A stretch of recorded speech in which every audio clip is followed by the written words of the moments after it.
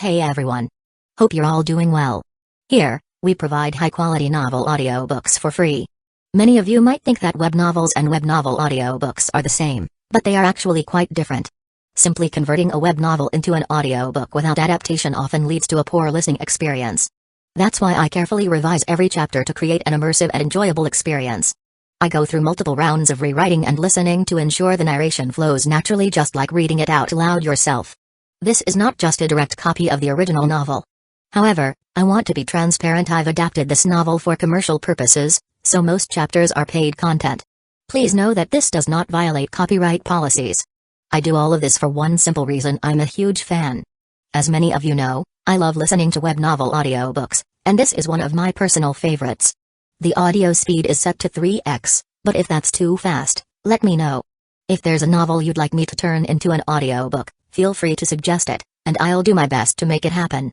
We also have many more audiobooks available for free on Patreon, including I Am a Legendary Boss audiobook, Versatile Mage starting with the White Tiger Pendant, Naruto the Wind Calamity, the Necromancer is amassing troops like crazy in the apocalypse, the mighty dragons are dead, Naruto, leader of Hidden Grass Village, Naruto Uchiha's Unserious Saga, your lord has a screw loose, Apocalypse I can see the health point bar, killing monsters drops loot, Starsea Fleet Age of the Lord, my monster fuses everything, Naruto, I traveled with a max level account, Fate in Bleach Unlimited Blade Works, killed for 100 years in Hueco Mundo, Aizen invited me to Soul Society, the world Conquest giving birth to become a god, my master only breaks through on the edge of death, Bleach the Invincible Slacker from Rukongai, Naruto's Special Shop, One Piece the strongest female pirate cruise, Reborn as Danzō's grandson, must I offend the entire ninja world, Naruto starting with snatching the Mangekyo Sharingan, Naruto Card King.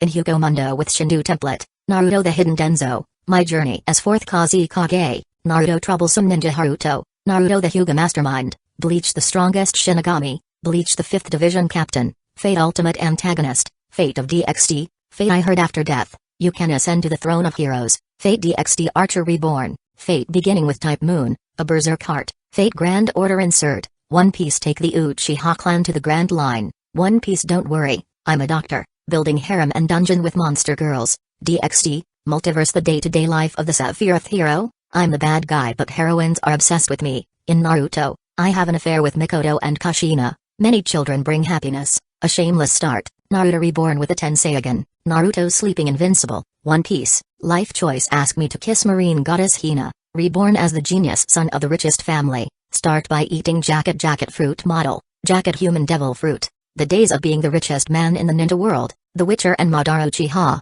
villain I possess the dragon Yang Dao physique, all saintesses turns into villainesses, all beautiful girls want to stick with me, interdimensional farming in another world, Naruto from Hidden Leaf Village to One Piece, and more. Don't forget to check out our Facebook page on Twitter, X for the latest updates, new releases, and upcoming projects. Thank you for your support. Enjoy listening. Chapter 927, Missing Matthew. Virginia Truth had mastered the Bone Dragon, enabling the Bone Dragon to be reborn as a special soul element dragon, Bone Dragon Vinny. The smoke mission was naturally completed along with this, rewarding him with a gemstone crown. However, List was somewhat curious what exactly was this gemstone crown, and how would it come into his hands. He felt there was no need for theft, no need to rely on waging war to obtain it like he did with Crystal Helen. Crystal Helen was placed within the Flame Castle, instantly elevating the grade of List's study. This half-human tall, gorgeous crystal statue was a special piece of magic equipment, capable of organizing the castle's free-floating magic power, making one feel refreshed and at ease. Commoners basked in its aura without illness or disaster, while knights and magicians could enjoy the convenience it offered for their training. List particularly liked to read books under Crystal Helen's aura, absorbing knowledge. Of course, Crystal Helen's aura was sufficient to envelop the entire Flame Castle, so all the servants in the castle benefited from this statue. Butler Carter had always presided over Thorn Castle, but after falling ill once, he was transferred by List to Flame Castle to serve as the butler and to be conditioned by the statue. Thorn Castle was subsequently managed by his original personal servant, Servant Thomas. Chef Abby, headmaid Little Lily, head servant Tom, and other familiar servants were also transferred to Flame Castle. It could be said that the currently rather humble Flame Castle had become his main residence, while Thorn Castle was somewhere he only occasionally returned to stay for a day. I wonder where the gemstone crown will come from. Could it be that the Sapphire Duke crafted such a crown to congratulate me on becoming the king, after the 3 great kingdoms recognized the declaration from Flame Kingdom? List thought, but he hoped that wasn't the case, because after all, A crown is a hat. It's not very nice to receive hats from others. If he dares to send me a gemstone crown, I'll definitely send him a light green gem hat. He didn't dwell on the gemstone crown for too long, as his attention quickly shifted to the new smoke mission. Although Ak can control the formless dragon bard, when the dragon is away, she lacks a suitable mount to ride across the land. It is rumored that the Steel Ridge Kingdom Pegasus Great Forest has traces of unicorns. The pure unicorn may be a match for Ak. Why not explore the possibility? Reward, Pegasus herd. Unicorns, Pegasus Great Forest. It's suggesting that I go find a unicorn. List frowned and pondered, but recently I don't seem to have cared much about the unicorn issue, so why would the smoke mission release such a task? Or is it that deep down I actually want to capture a unicorn, to witness this creature that only pure maidens can see? He had always thought of the unicorn as just one kind of super dragon beast, like how the flame dragon bird is called the phoenix, a bit of an exaggeration. However, since the smoke mission had been issued, he had no choice but to make time for a trip to the Pegasus Great Forest, to find the Pegasus herd, to find the unicorn. At that moment, from the skull dragon head pattern on his face, Vinny's thoughts came through. Your Highness, it's late at night, do you still need my company? Ahem. List almost choked on his breath. He could sense the unusual emotions in Vinny's thoughts. Ever since he and Vinny underwent Dragon Knight resonance, that comfortable unblending feeling had intoxicated Vinny. Just as Dragon Knights enjoyed a pleasant cooperation with their dragons, Vinny too relished the joy of riding and being ridden.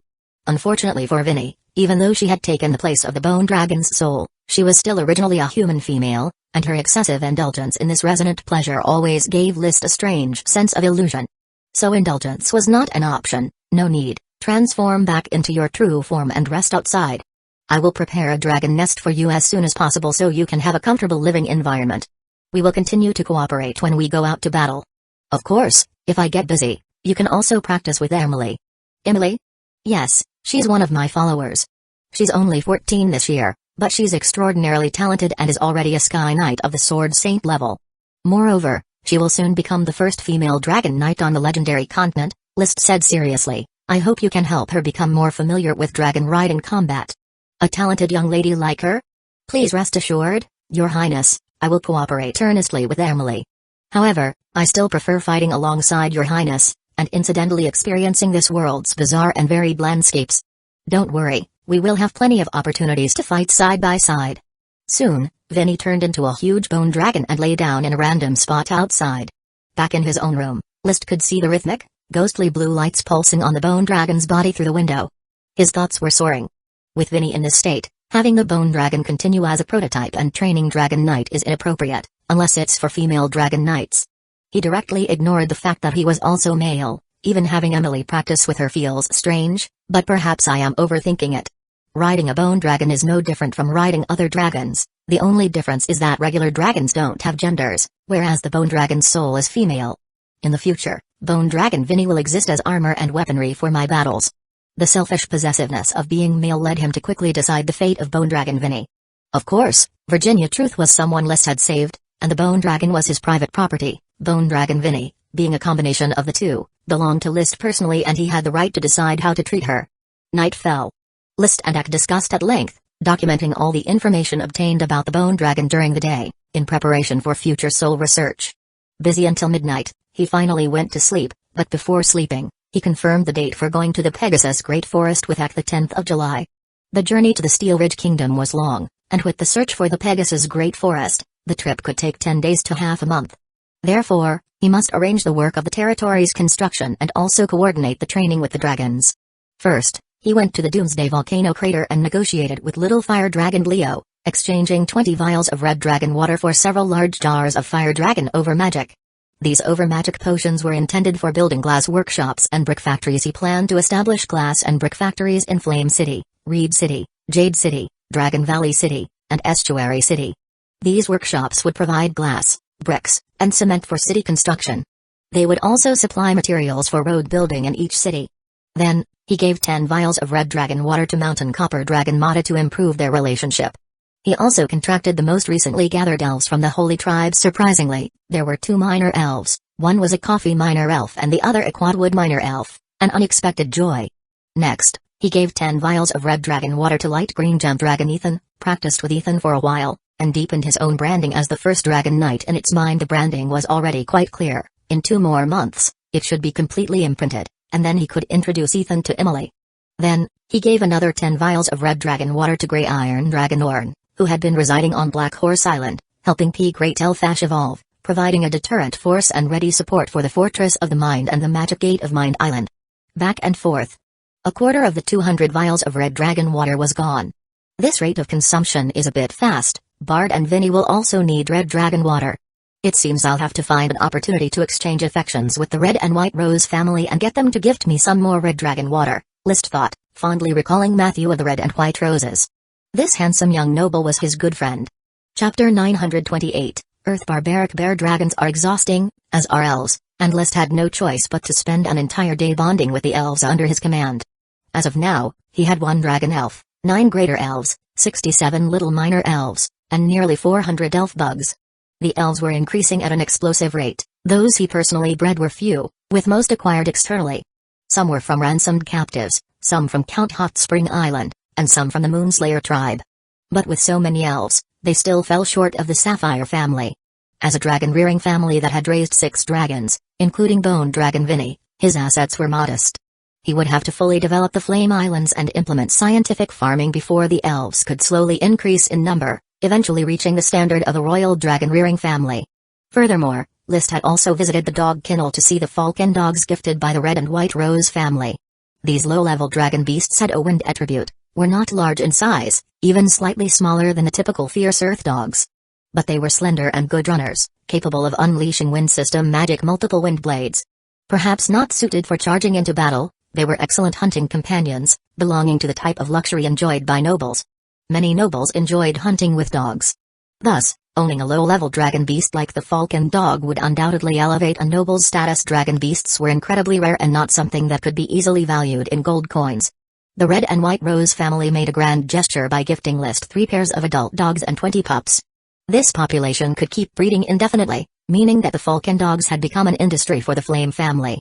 They were more valuable than the landwalker birds and rainbow whales that List had obtained himself. The landwalker birds, having consumed bloodline fruit, had possibly become intermediate dragon beasts, but unfortunately, he could not find a second one to breed. The rainbow whales were low-level dragon beasts and also lacked a mate for breeding. However, the Banpo cattle, estuary pigs, and black-blood treasured horses were gradually breeding on a larger scale.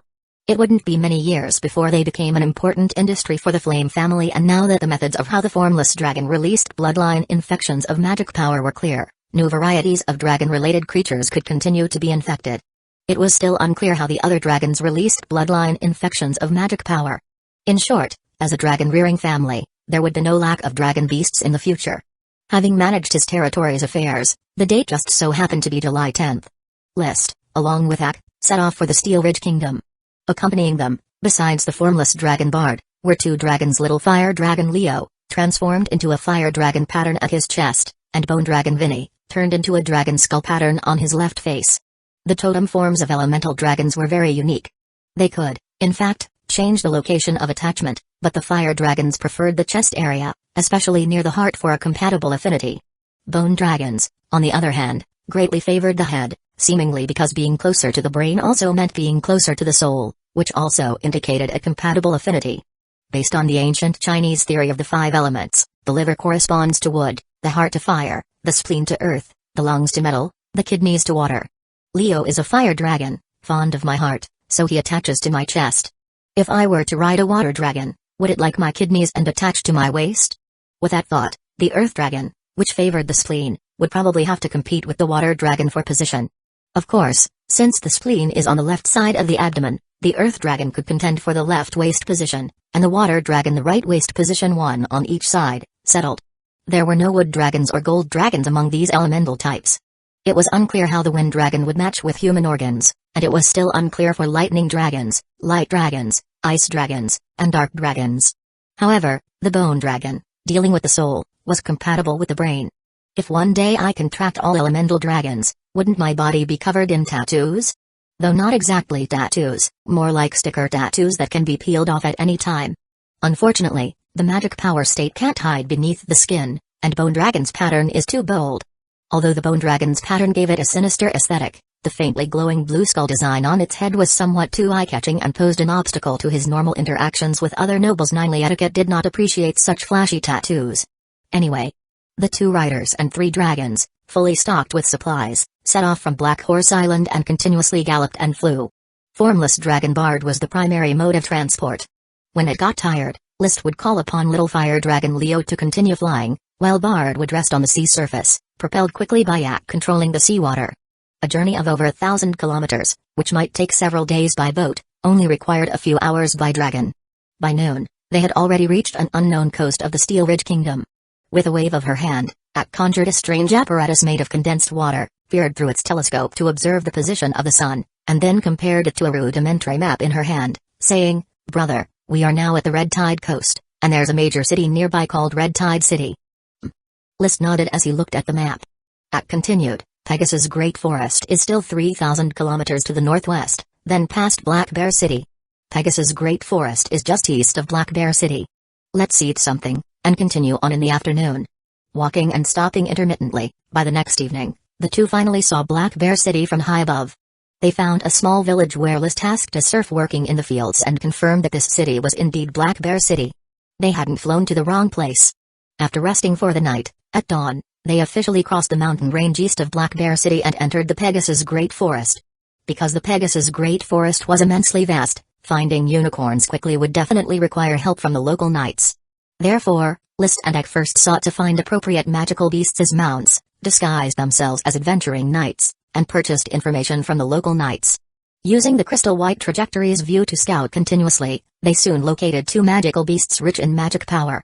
"It's Earth Barbaric Bears, 2 of them seem to be vying for territory," List said with a smile at the corner of his mouth, already deciding to use these 2 Earth Barbaric Bears as mounts.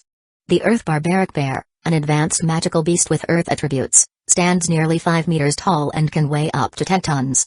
Capable of using various Earth system magic, they are ferocious in battle and there were precedents for taming them as mounts. They were widely distributed, with traces found in many wild forests. Even on Coral Island, there once lived a giant barbarian bear, said to be of Earth Barbaric Bear lineage. Later, when Count Hot Spring Island failed to tame it as a mount, he turned the giant barbarian bear's skin into a chair, achieving the seat part of mount. "Bard, go down and put on a show." "Woo ya." Formless Dragon quickly dived toward the ground, and as it neared the 2 Earth Barbaric Bears, its imposing dragon might swept over the area, startling the fiercely battling bears, causing them to panic and start to flee. But Bard's dragon claws were quicker, pressing one of the Earth Barbaric Bears down to the ground where it struggled wildly but couldn't escape.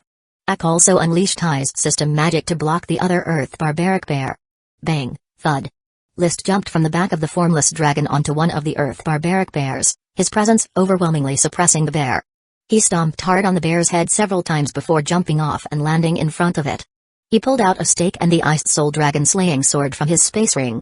First, the Iced Soul Dragon Slaying Sword swiftly slashed, opening a gash in the Earth Barbaric Bear, causing blood to splatter and the bear to howl in pain. Then, he held the stake up to the bear's mouth. He wasn't sure if the bear could understand, but he made his intention clear: submit to me, and you'll have steak to eat, defy me, and I'll chop you up. Which will you choose? Stake in his left hand, sword in his right. The Earth Barbaric Bear's eyes, almost human in their expression, turned towards the stake, and it made noises of ang. A bear that knows food is also a wise bear. Chapter 929, Is the price reasonable? An Earth Barbaric Bear quickly submitted under the majesty of List, and another Earth Barbaric Bear did not hold out much longer, soon both of them becoming the mounts of List and Ak respectively. If at the time of their subjugation they had been somewhat reluctant, their attitudes changed significantly when List took out 2 ordinary magic potions and fed them to the Earth Barbaric Bears. These 2 advanced magical beasts with no low intelligence were much more content upon this treatment. Since resistance was futile, they might as well enjoy the benefits of the magic potions. Riding the Earth Barbaric Bears and becoming acquainted with their abilities along the way, they soon arrived at a mercenary camp. The Pegasus Great Forest was not only home to the advanced dragon beasts, Pegasus, adored by the knight class of nobles, but also teamed with common magical beasts, all of which were favorite hunting targets of mercenaries. Therefore, mercenary camps serving as trading markets and supply stations were abundant, and merchant convoys frequently passed through these camps. At this moment, the guards on duty at the mercenary camp quickly spotted the arrival of 2 massive advanced magical beasts, the Earth Barbaric Bears. It's Earth Barbaric Bears, advanced magical beasts, sound the alarm. The guards quickly blew their horns and the mooing sound of the cow horns echoed throughout the camp, rousing the mercenaries and knights, who had been enjoying a moment of leisure, from their tents and wooden huts. While donning their armor, they shouted loudly, "What's happening?" "It's an advanced alert, an advanced magical beast is approaching." "A damn advanced magical beast, aren't there supposed to be no advanced magical beasts around here?" "Maybe it's one that roamed over here. Captain Flandre just left with his mercenary corps, otherwise, we could have combined forces to capture the advanced magical beast." The mercenary camp was composed of knights and rangers, rats, where rangers were ordinary in strength and often did reconnaissance work, with knights being the main force for hunting. But here, the strongest knight was just an elite Earth Knight, and there were not many elite Earth Knights who popped magic potions, mostly those who specialized in combat skills. After all, those on the potion-popping path often came from noble families, capable of vying for the title of Sky Knight. Even if they fell short of becoming Sky Knights, they would stay in their domains to inherit family property, happily embracing lovers while drinking wine. Nobody fancied the idea of delving into undeveloped forests fraught with danger, which did not suit the Knight Order's charge, so it was quite common for knights to be killed by stealthy attacks from magical beasts. If not for livelihood, very few knights were willing to enter the forest for the hunt. These were mostly older knights, retired from the landlord's Knight Order without having earned enough military merits for a title, who then joined the mercenary corps to eke out a living. As the warning of the horn spread, knights and rangers swiftly raised various fences, ropes, and wooden spikes, fortifying the camp into something akin to a porcupine. Elite Earth Knights gripped their bows and arrows, taking position on the camp walls, watchfully eyeing the Earth barbaric bears slowly approaching from a distance and praying they were merely passing by. No one dared provoke Earth barbaric bears. These advanced magical beasts could release a variety of Earth system magic, causing massive harm, and their thick hides and flesh meant their defensive strength was astounding. Suddenly, a sharp-eyed elite Earth Knight cried out in alarm, "There's someone." "What do you mean, someone?" "On the backs of the Earth barbaric bears, there are people, 2 people riding them." "How is that possible? Who could tame an advanced magical beast as a mount?" "It's true, I see them too. It seems to be a knight and a magician." "Could it be a Sky Knight?" "Phew, we're safe. Since it's a knight they must only be here for supplies." The people of the mercenary camp all breathed a sigh of relief, realizing that as long as they were not wild beasts, there was nothing to fear. Any knight capable of riding an Earth barbaric bear would certainly not covet the meager resources of their ramshackle camp. Many knights, rangers, and merchants staying at the camp began to entertain cautious thoughts. Perhaps they could do business with the 2 riding on Earth barbaric bears, knights and magicians, and even if they couldn't, getting on their good side could bring huge benefits. The combat ability of an Earth barbaric bear was comparable to that of a sword saint, only nobles could tame such magical beasts as mounts. Nobles were naturally worth ingratiating oneself with. Soon, under the welcome of the camp manager, the 2 Earth barbaric bears arrived at the entrance of the camp. At this time, the crowd standing at the edge of the camp finally saw clearly the knight and magician on the bears' backs. The magician was petite, wearing a hood, and only half of her beautiful, flawless face was visible. The knight was tall and straight, clad in gleaming silver armor, clearly not of ordinary quality. Most peculiar of all was the tattoo resembling a skull on half of the knight's face, which was still faintly flickering with a ghostly blue light. This made the knight's otherwise masculine, handsome air suddenly become eerily extraordinary. Such an appearance in knights was rare, but in the vast world, all kinds of people existed, and the mercenaries, having seen various oddities, weren't surprised. 2 noble guests from afar, Rattlesnake Mercenary Camp welcomes you. The camp manager bowed in salute. Riding on the bear's back, the knight was naturally list. He didn't dismount but spoke from his elevated position in an authentic steel-like tone. "Are you the camp manager? I need a favor from you. Summon the most well-informed mercenaries in the camp for me." He spoke naturally, yet the pressure of long-term high status, as well as the ferocity emanating from his advanced magical beast mount, caused the manager to tremble. "As you wish, my lord. I'll find them right away."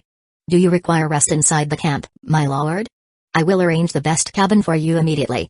"No need, just find those people for me." List waved away the air in front of his nose, not at all wanting to enter such a filthy, reeking mercenary camp. The camp manager dared not slack off and immediately turned to his assistant and shouted, "Quickly, summon Old Jack, 3-legged, gold-tooth rat, young John, old drunkard, and Sister Mendez here." The assistant promptly ran into the camp to call them. The camp manager then pleasingly said to List, "My lord, would you care for some food and water?" "I don't need any, but you can bring over some clean water for my Bear 1 and Bear 2 to quench their thirst.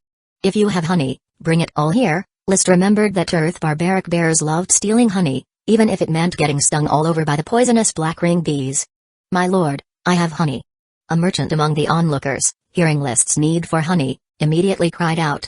Another knight also spoke, "My lord, I also have freshly collected honey here, from the low-level magical beast, black ring bee." "Bring it all over here." List glanced at the camp manager. The manager quickly got the message and had the knight and merchant come over, then made them present the honey. Both quantities were small, but they quickly attracted the earth barbaric bears named Bear 1 and Bear 2, who happily devoured all the honey just enough to sweeten their teeth.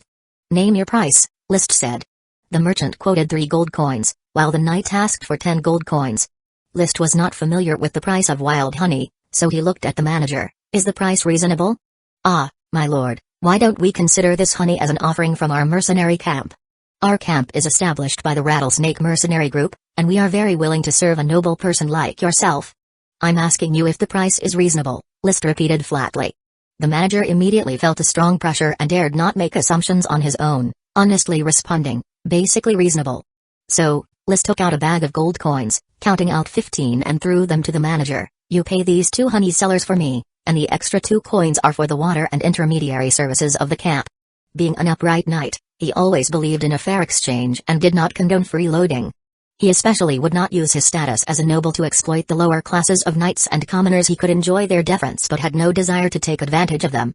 Of course, war times were a different matter. Chapter 930, "Don't save money on my account." Old Jack, 3-legged, gold-tooth rat, young John, old drunkard, Sister Mendez, the 6 most outstanding rangers of Rattlesnake Mercenary Camp. They had all cultivated chi, and although it was only primary chi, they were veterans when it came to traversing the forest. They might not be able to defeat low-level magical beasts, but they could rely on various disguises to move around the forest freely. Their primary income came from scouting information and exchanging intelligence. "Sir, they hold nearly all the intelligence of the entire camp. Many of the rangers are their subordinates," said the camp manager. "Disperse everyone else, don't let them get in the way."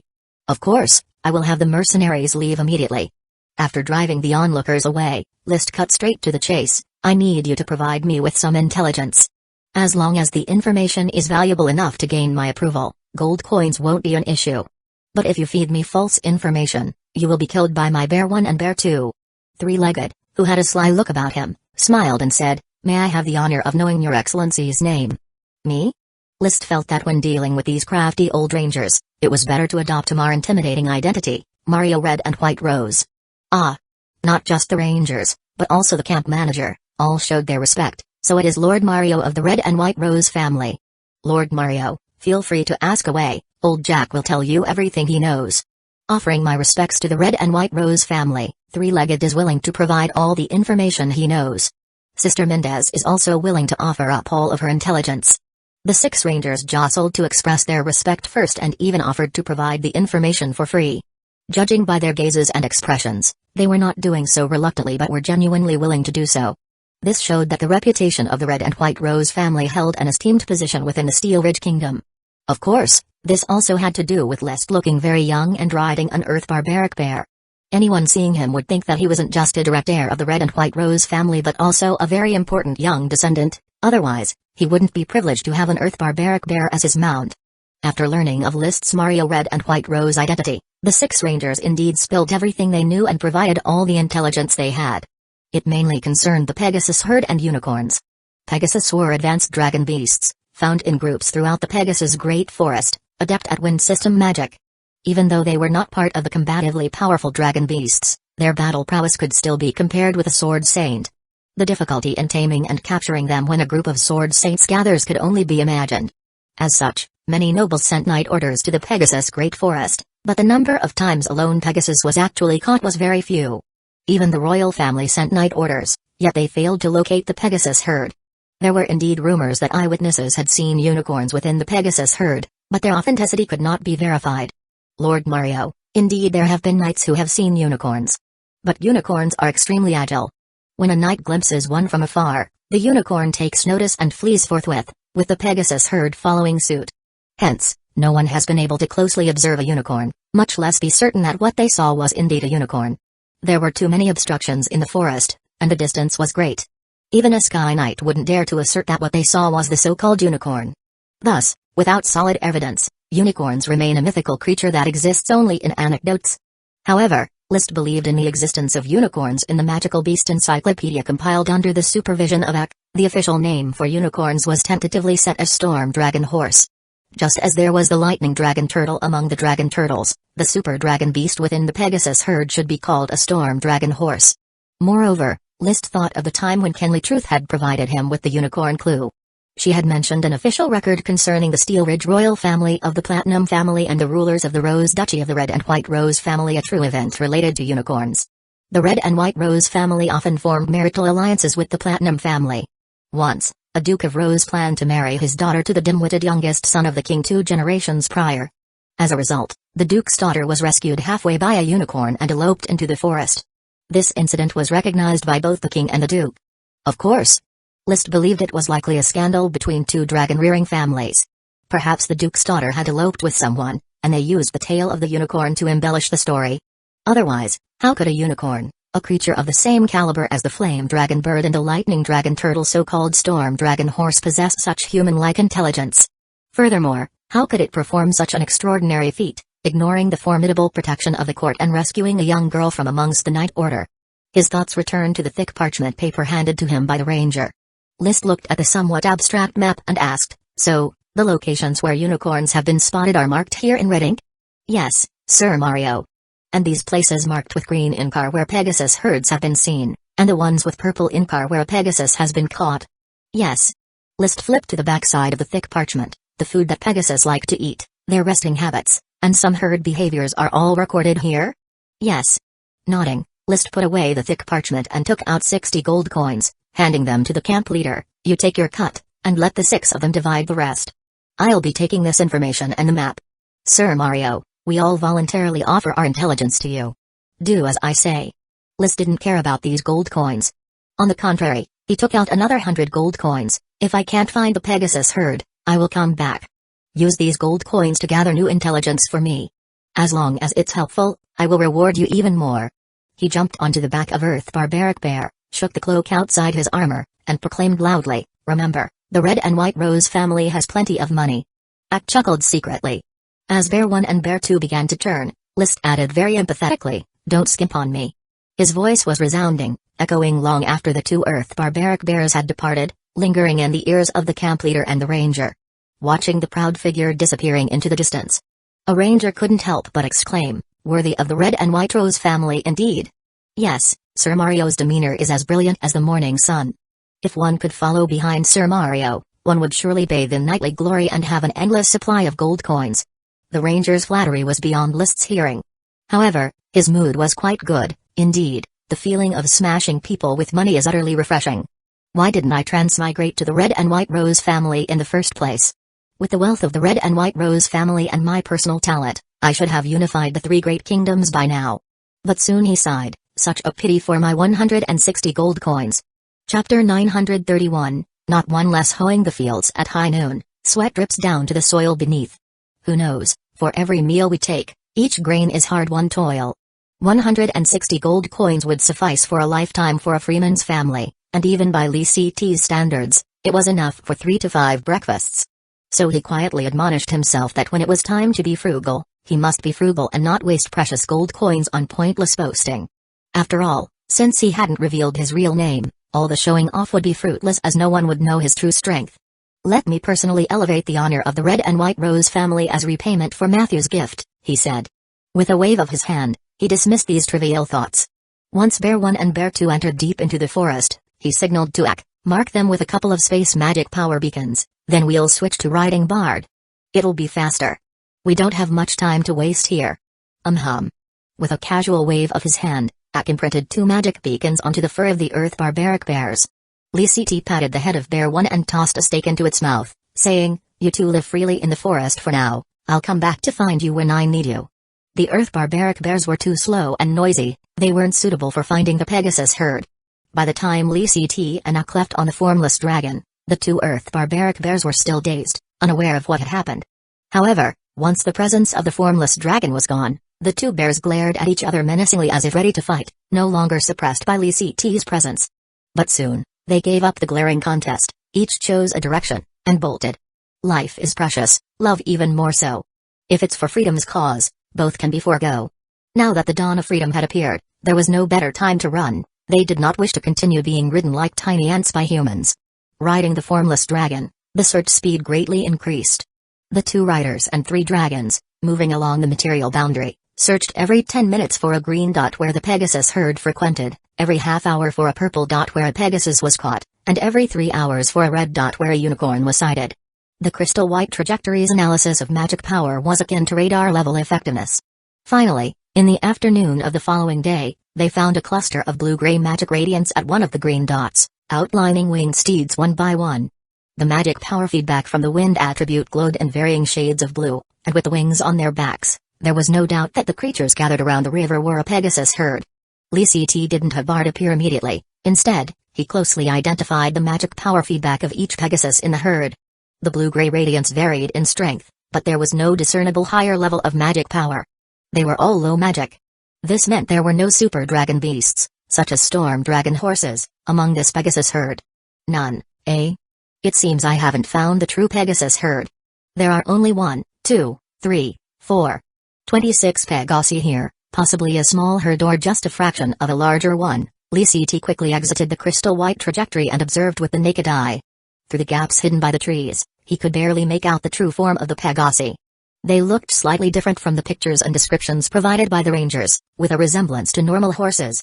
However, their shoulders, where the front legs met, were slightly stronger, and a pair of wings grew from that point.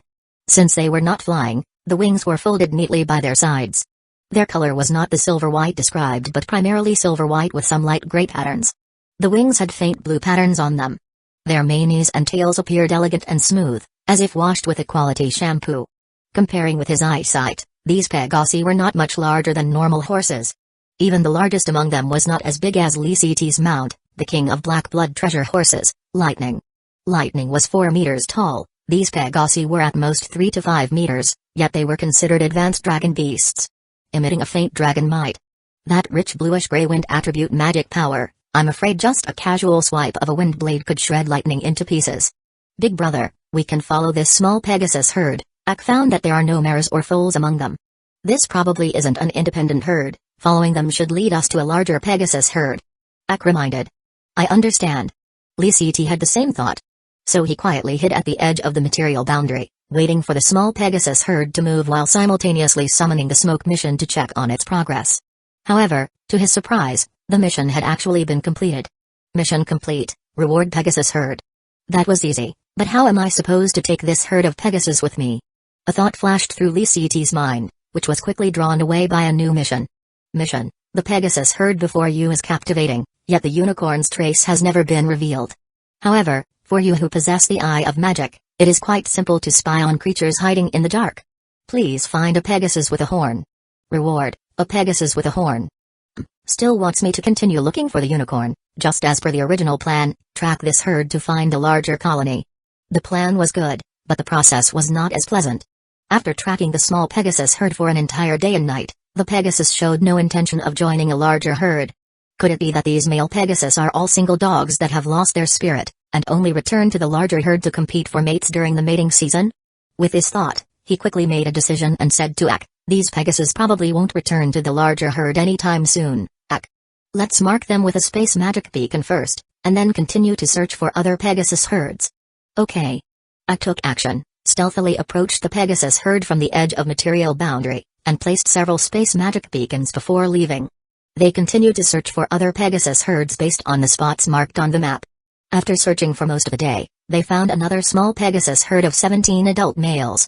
Just as Lee Ct was preparing to have Ak mark them with a space magic beacon and continue the search for a new herd, one of the Pegasus suddenly raised its head and neighed.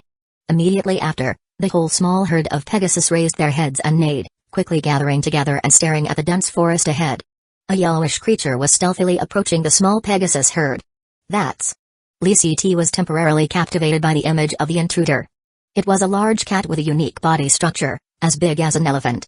Its face and mane were similar to a lion's, but its claws were like an eagle's, its body covered in hedgehog-like spiky fur, with batwing-like flaps on its ribs, and a scorpion-like stinger at the end of its tail. Ak quickly guessed the identity of the invading creature. It's a Scorpio-tailed lion, big brother. A dark attribute super magical beast with deadly venom in its tail, deadly on contact.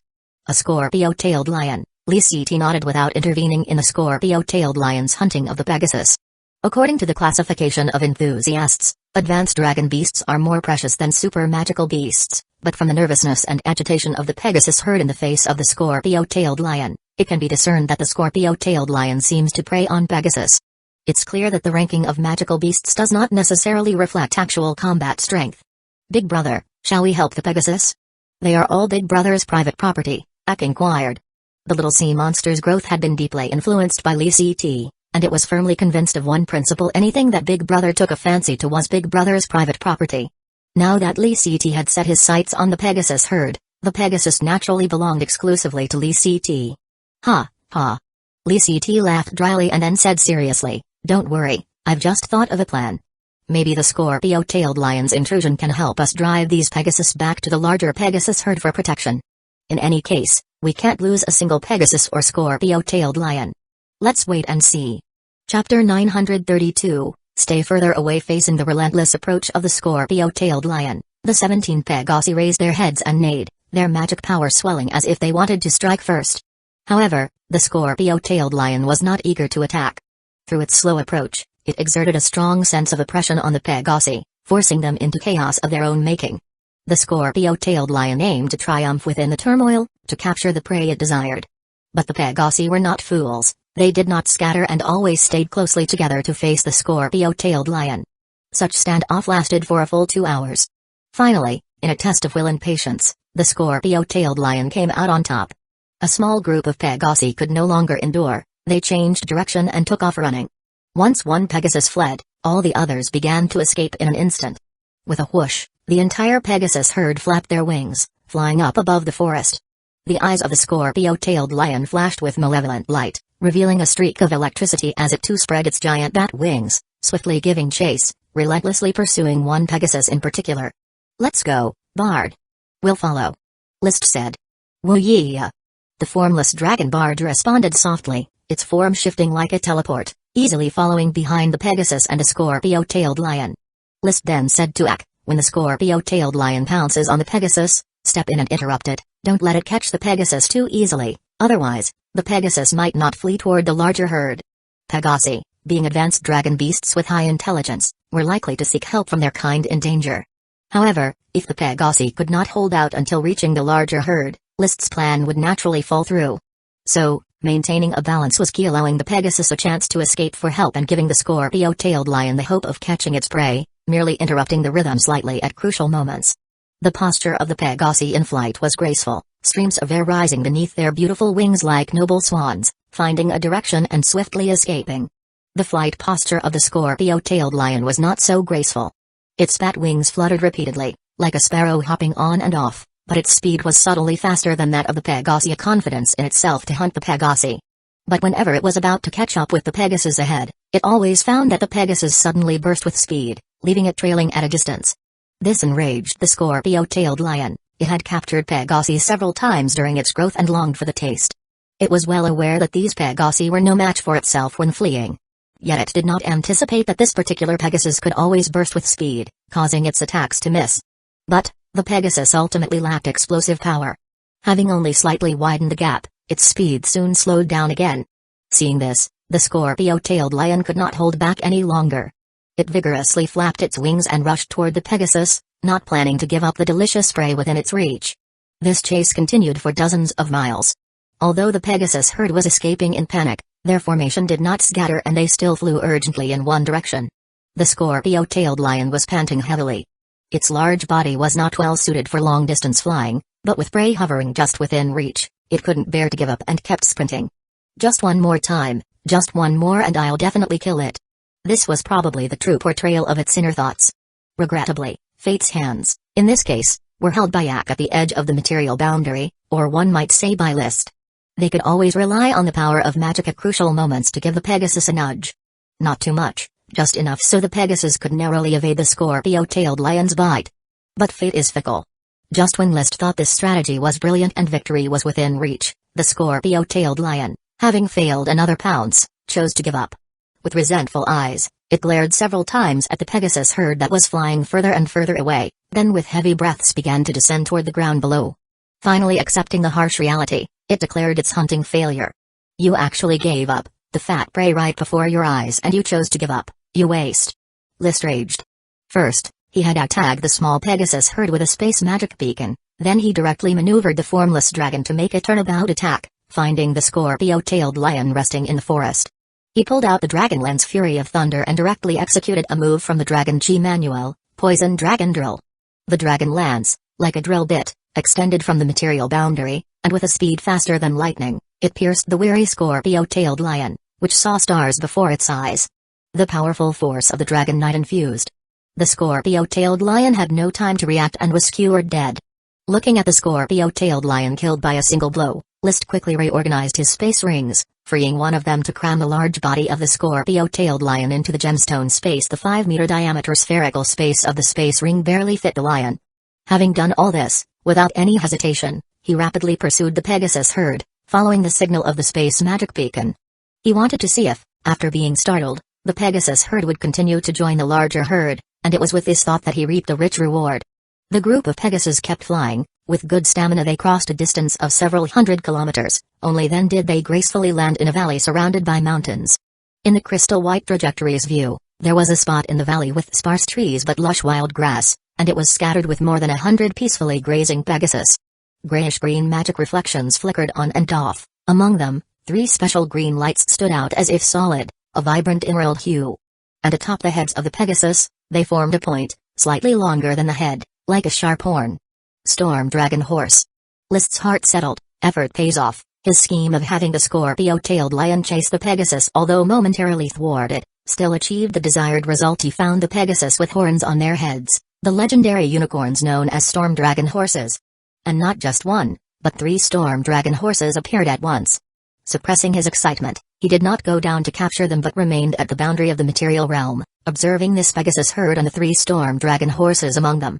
A vague suspicion arose in his heart. Storm Dragon Horses are indeed unicorns, extraordinary in themselves, and the magic power in their horns definitely reaches high magic levels. But, is this the mission just to help Ak find a mount? With Ak being an archmage, would he just ride such Storm Dragon Horses? It wasn't that he looked down upon the Storm Dragon Horses, but they simply didn't befit Ak, knowing that once the formless Dragon Bard had earnestly hoped Ak would ride it. But Ak had refused. What virtues did the Storm Dragon Horses have to qualify as Ak's mount? While he was deep in thought, a puff of smoke appeared out of nowhere and quickly condensed into ephemeral serpent script. Mission completed. Reward Storm Dragon Horse. The smoke swiftly dispersed and then reconvened into another segment of serpent script. Mission. Even Pegasus with horns are merely ordinary Pegasus and cannot match the status of Ak as an archmage. However, while you're feeling disheartened, have you noticed that the true unicorn is secretly observing you and Ak? Perhaps what you need to do is to distance yourself from Ak. Reward, 1 unicorn. Seeing the first part of the mission, List was quite thrilled. Indeed, the power of destiny is the projection of one's own will. Storm Dragon Horses are simply not suited for Ak's stature. But then, upon reading the latter part of the mission, his expression quickly darkened. What does this mean?